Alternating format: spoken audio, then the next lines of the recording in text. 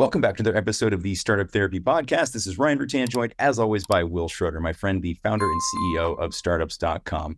Will, as founders, there tend to be a couple of people reaching for our pockets as we wind our way towards success. Oddly, I don't remember how many people were there offering us up any real advice or any concern about how much risk we were putting in. But it does seem that there's a fair amount of scrutiny every time one of us does succeed. Your experience?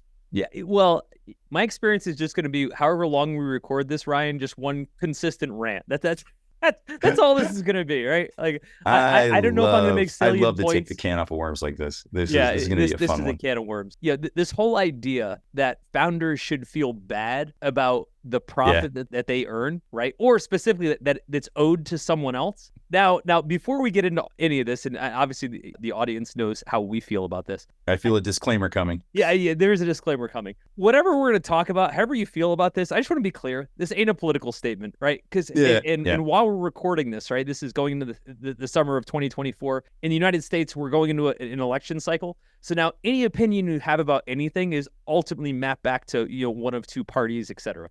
Just to be clear, this isn't any of that. This is exactly the way I've felt for the last 30 years. Right? Yeah. This has nothing to do with election cycle. Current political climate. But it has everything to do with founders. And I think we get put into a couple of corners. The first one that I cannot stand is being vilified for our own success. Yeah. That pisses me off.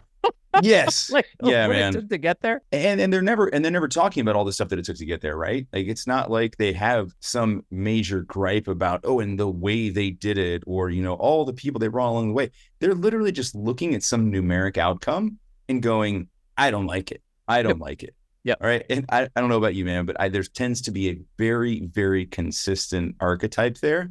Not an archetype as much as just like a lack of understanding. The loudest critics of this, in my experience, are always people who have almost no idea what the inputs were, how much risk was on the table, all this other stuff, right? They're so upset. And I guess there's probably a correlation there, because if they did know that, they'd probably be more likely to shut up about it. Right. And so there's this idea that, if the founder's sitting there and they've done well for themselves, whatever you consider well to be, I'm not even going to give it a label because I think that'll taint the argument. And there's other people saying, well, you don't deserve that money. When I say don't deserve, okay, now part of the person that I'm most concerned about feeling they don't deserve it is the founder. The founder, that's it. That's the thing. Like, I actually don't really care that people say this stuff. Yeah. What I care about is that founders listen to it. They internalize this shit and they start to feel bad about it, right? Yep. We cannot have that. Right. We cannot have that. Also, this is kind of new. Yeah, 100%. Again, I'm going to be typical American, very U.S.-centric in my viewpoint here. But really only, I'd say, in the last 10 to 20 years in the U.S., have we gone to a place where someone's success, which in the U.S. is kind of literally the American dream, has become a source of villainy, right? Now, again, there are villains. By the way, there are broke villains and there are rich villains, right? Nobody has a monopoly on villainy. However, we've sort of gotten into this thing where we want to look at it and say, if you've done well, here's why you're wrong.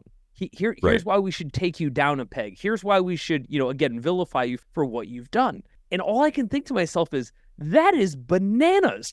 Yeah. It's the polar opposite of how folks should feel. Exactly. They got the house and the white picket fence. Damn them, right? Like, isn't that what we were here to do? Yeah, is this the whole point?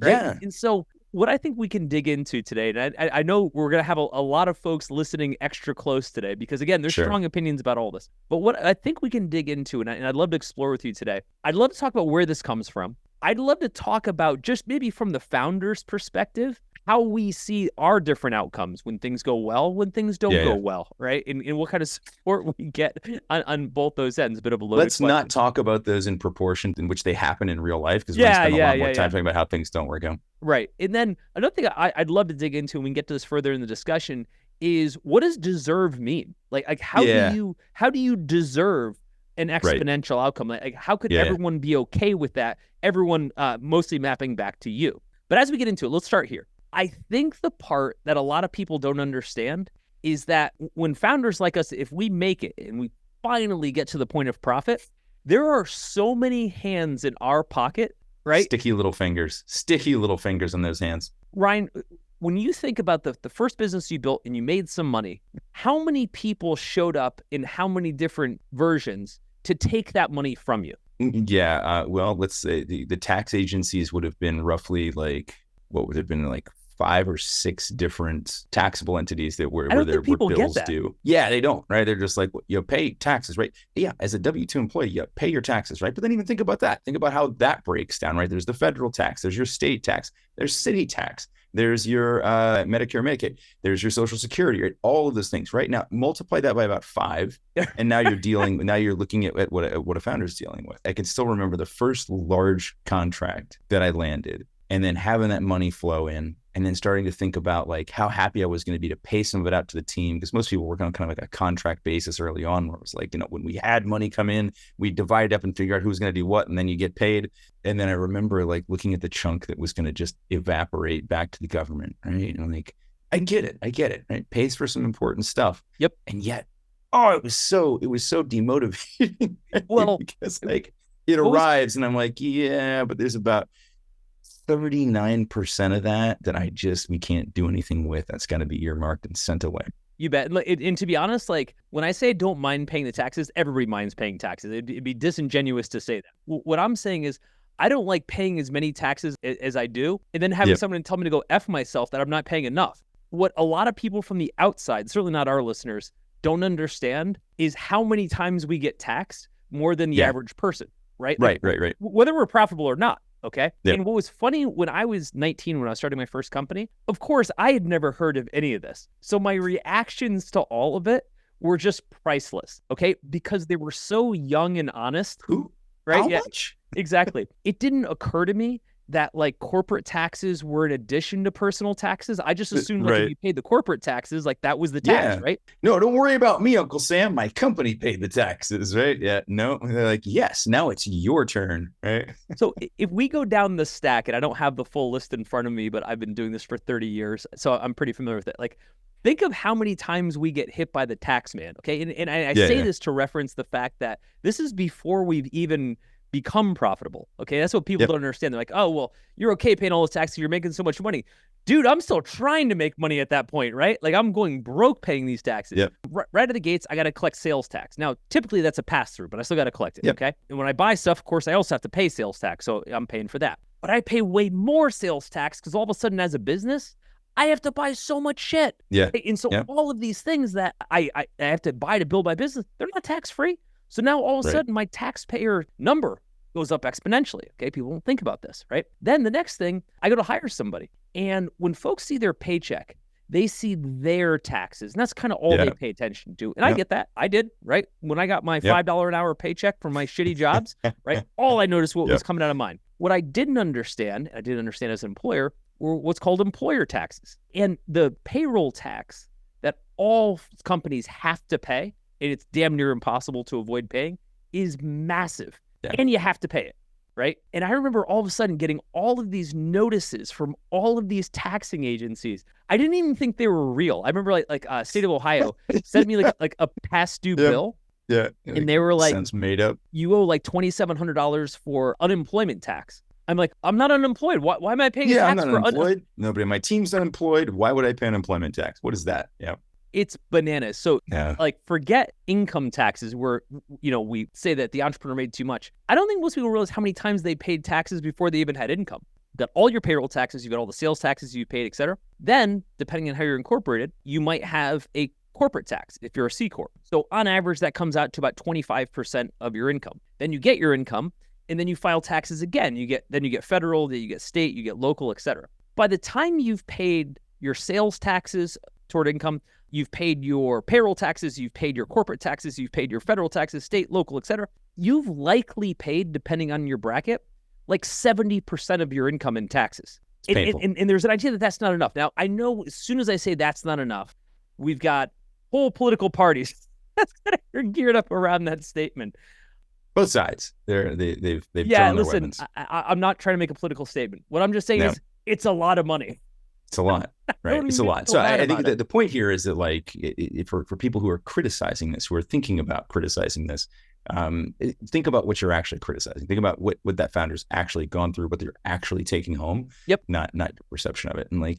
And founders pay a lot more taxes than that too. We pay taxes in risk, right? We pay actual taxes. Yeah, absolutely. We pay let's put it this way. We pay our dues in taxes and in risk. And so criticizing us for our profits feels like some sort of really unfair double jeopardy to me, right? That's what it feels like. It's look, we've already gone through the pain of this. I did what I was supposed to do. I per the letter of the law, quite literally, and ask anybody who's not done it by the letter of the law, and they'll tell you how much more painful it gets.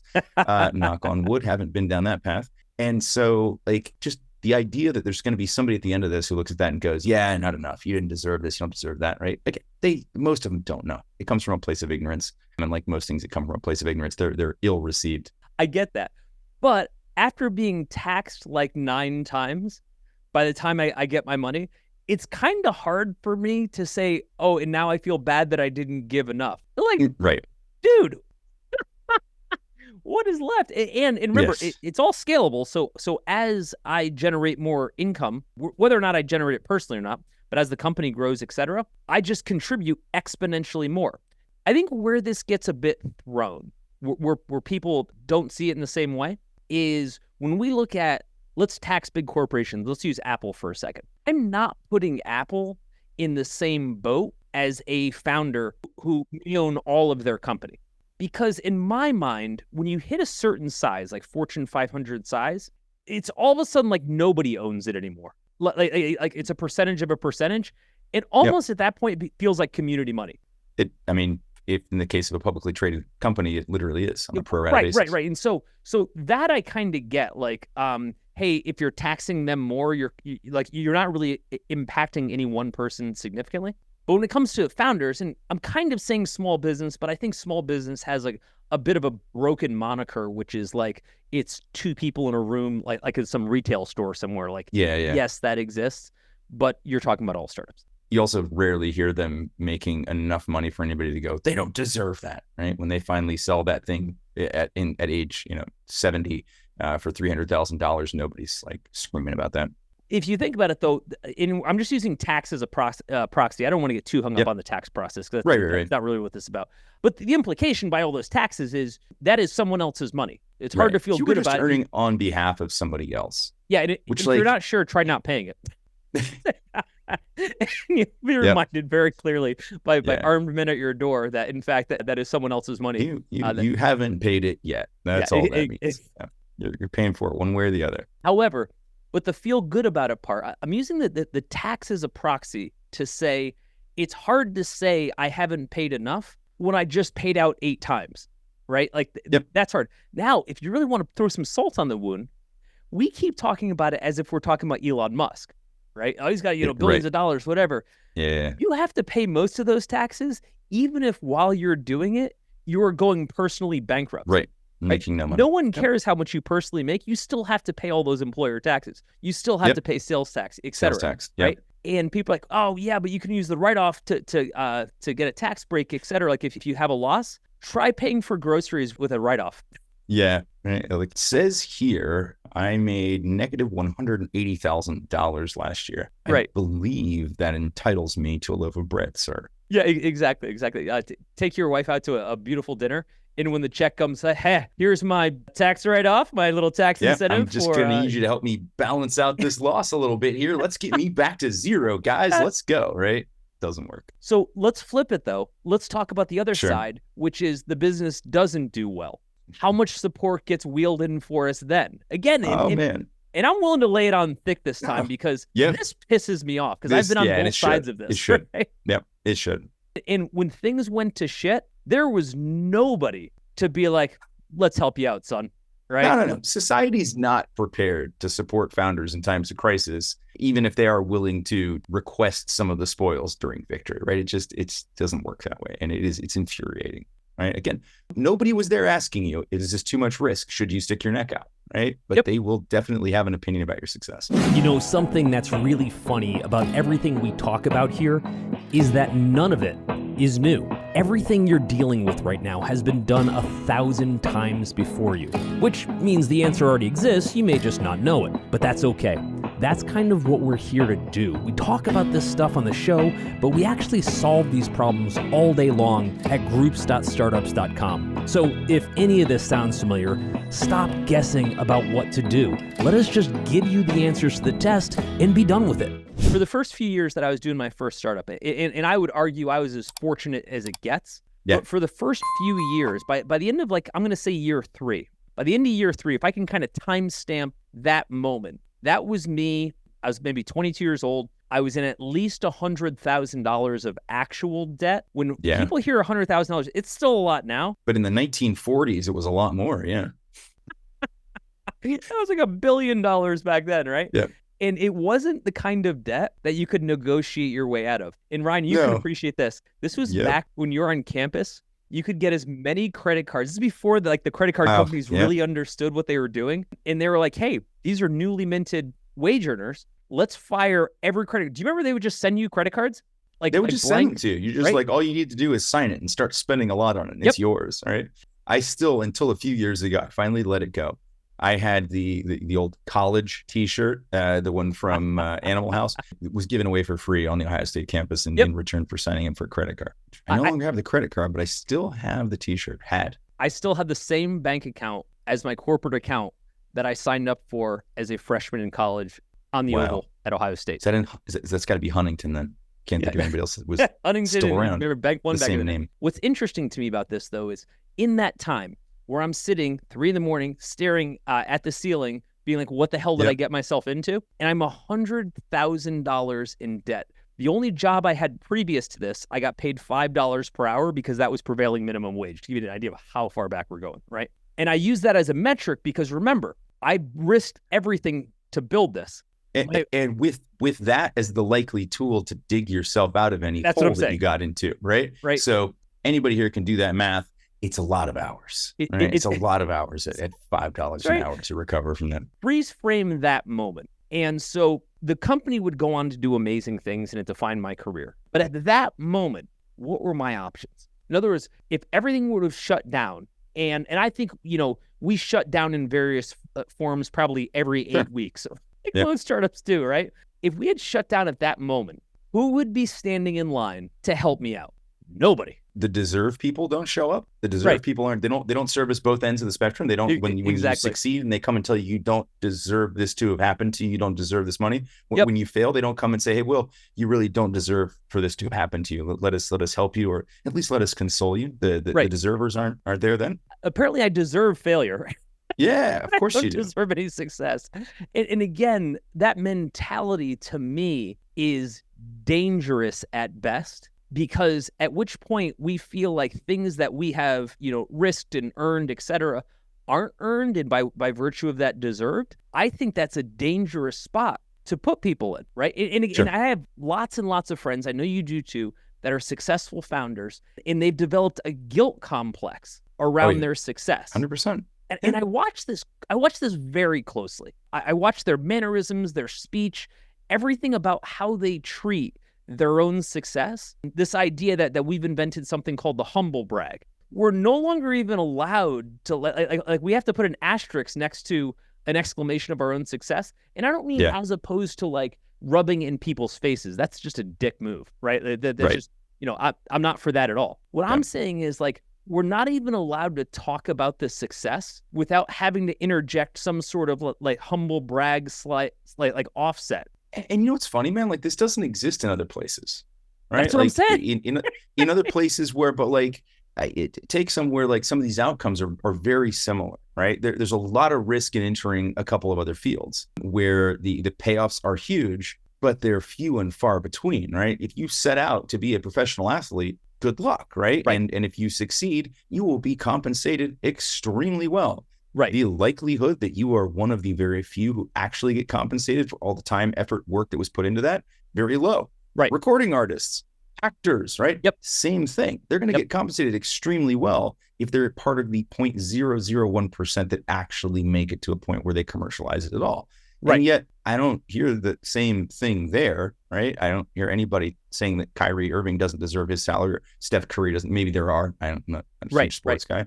But it doesn't seem to be the same thing, right? And maybe it's just because they understand what waking up early and going to the gym looks like and putting in physical effort looks like. Hey guys, we do the same thing as founders. It's a different looking gym, right? It's Right. got it's my gym is called QWERTY. QWERTY, yeah, I think that's what it's called, right? Okay. Written right across the top of my keyboard. Yeah. And so like we're putting in the time, we're putting in the effort, we're putting in the hours, we're putting in the risk, the heartache, all of it, right? It all Right. exists in our sport too.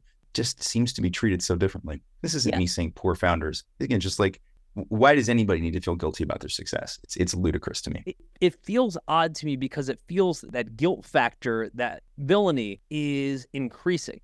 And like I said, I think that is dangerous. Now, again, I'm going to go back because I know invariably, again, we're in a very politically charged time right now. There's going to be folks that are going to be saying, oh, well, you think big corporate, is should take over everything and business is better for everything. No, I don't. No, I don't remember thinking that. Just to be clear, right? I didn't think that. Yep. All I'm saying is that founders who earn their money deserve their money.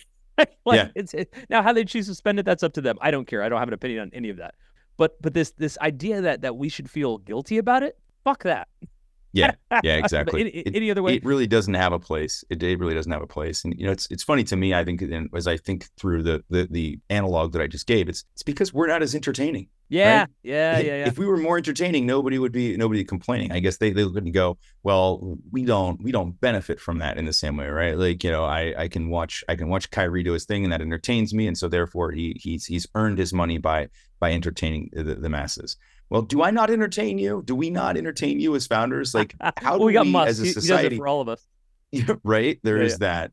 But like, I think that's like, we do benefit from these things. We demand innovation, right? We demand technological progress. Yep. And yet we do these things that absolutely undermine the very reasons under which founders undertake these types of progress, innovations, and all that we do bring to bear in the economy, in society, right? Like it's nuts to me that it just gets written off as like, well, yeah, okay, kind of, but right. Well, take that phone out of your pocket, toss it away. How did your life just change, right? Take those apps that you use all the time, this software you use.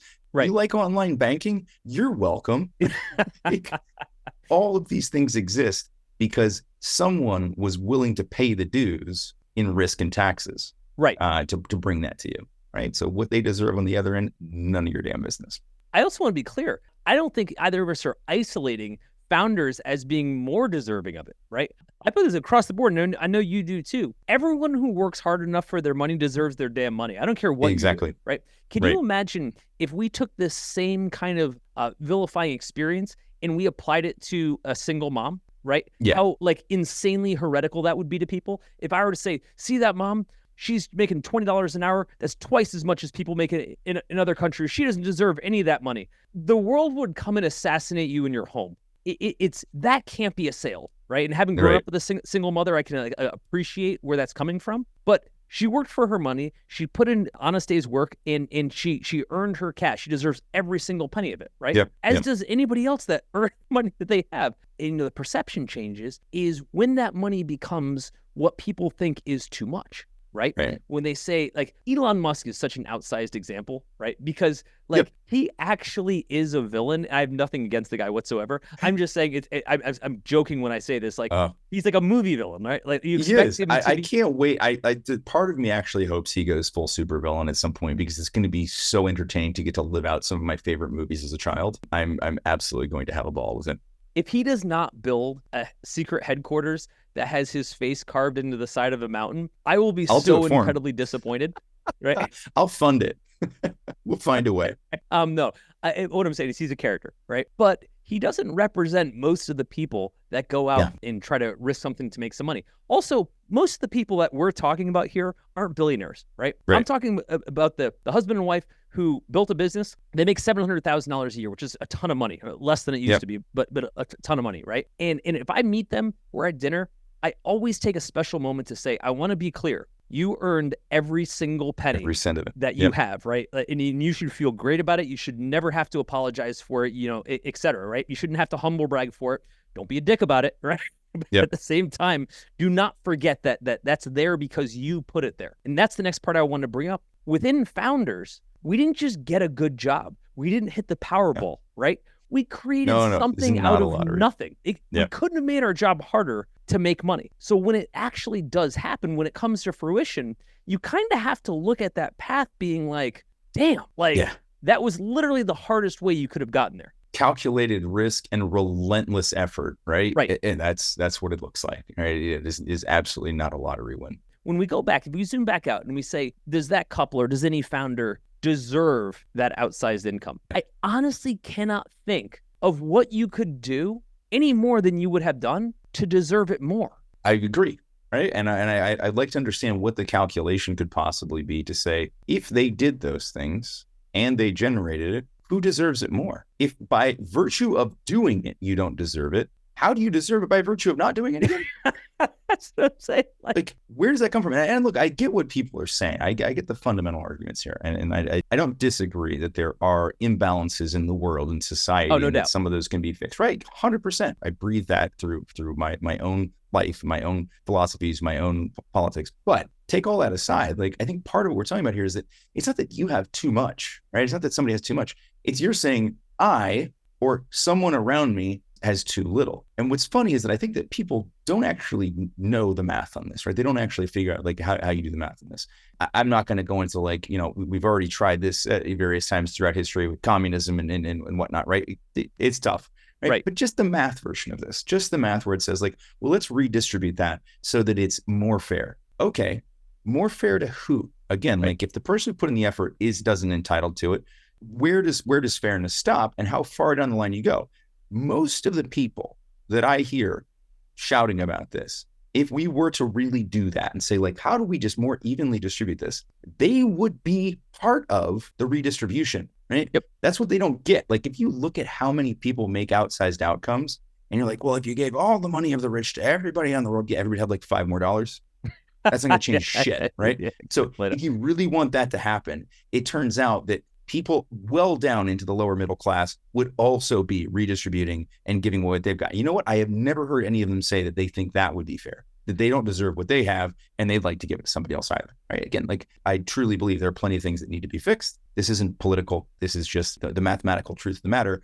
You're not going to fix it by vilifying a founder and saying, you don't deserve that. You should give it all back. Even if they did, you know what happens? Nothing. Drop in the bucket. It's a multi-stage problem. I think you and I both agree on is that we can't create a society where people feel bad about being successful. Now again, that's not the same as go be an asshole. It's just saying we want to be careful about how we shape that narrative, particularly around startups, because certainly in the United States, startups are the lifeblood of this country. And so the idea of turning our greatest champions into our greatest villains has a very, very big consequence to it. Very dangerous repercussions to that. Yes, correct. Secondly, for the folks that come up, guys like you and I, right, and build something and create wealth, I don't think most people understand is we can't wait to help other people out. Right? Yeah, you and I built a company to specifically do that, right? There's this idea that this kind of concept or caricature of rich, evil founder that wants bad in the world. You and I talk to countless founders. Do you know any of them that have that curly little mustache that are scheming on how to take over the world and do bad things? I've never met one. Only two, but I hung up the Zoom calls immediately. I'm not helping you. I see where this goes. I'm not saying they're all great people. I mean, there's bad people all over the spectrum. What I'm trying to say, though, is I think what we want to be able to do is we want to look at folks and we want them to be prideful of what they've earned. We want them to feel like they have ownership of what they've earned. And then if what we're saying is there's this income gap, which there clearly is, I mean, there's no question, right? How do we address it? Get them on board. Get them excited about contributing to that problem, which, by the way, most of them already are. But there's two ways to do it. And again, this is a little bit political, but I'm trying to kind of avoid some mix. Not really careful. Careful, right? One is you can force it out of them. You can extort them, which is essentially some version of the tax system, depending on how you look at it. I'm only saying that for as much, forget extortion because that's a strong word, but you don't have a choice. Yeah. The taxes aren't optional, right? If you don't pay it, that's it will be extorted from you. Yes. The second version is essentially what's now the charity system, where we can choose to contribute, and we can choose how we contribute that money. There is no lack of charitable giving. There's a massive amount of it. Now, is it so much so that everybody's wealth is being cut in half? No, right? Is it supposed to be? Here's the way I look at it. To be honest, I don't believe I have a claim to somebody else's money. I just don't. I grew up poor. At no point did I ever think to myself hey, here's a guy who made more money. That should be mine. I never think that way. However, I do like the idea a lot of creating lots of ways in which people can meaningfully give back and balance out that equation. And of all the folks that I've talked to, and I've talked to many, I've yet to meet anybody that doesn't feel good about that. So I think that the mechanisms are there, but I think what's happening is we're starting to get a little bit too far from, hey, you're celebrated for doing something well, and again, now you're vilified for it, and you're starting to retreat and defend. I think people are like, okay, now I have to defend my territory versus share it, and that's a dangerous spot to be. Overthinking your startup because you're going it alone? You don't have to, and honestly, you shouldn't, because instead, you can learn directly from peers who've been in your shoes. Connect with bootstrapped founders and the advisors helping them win in the startups.com community. Check out the startups.com community at www.startups.com to see if it's for you. Could be just the thing you need. I hope to see you inside.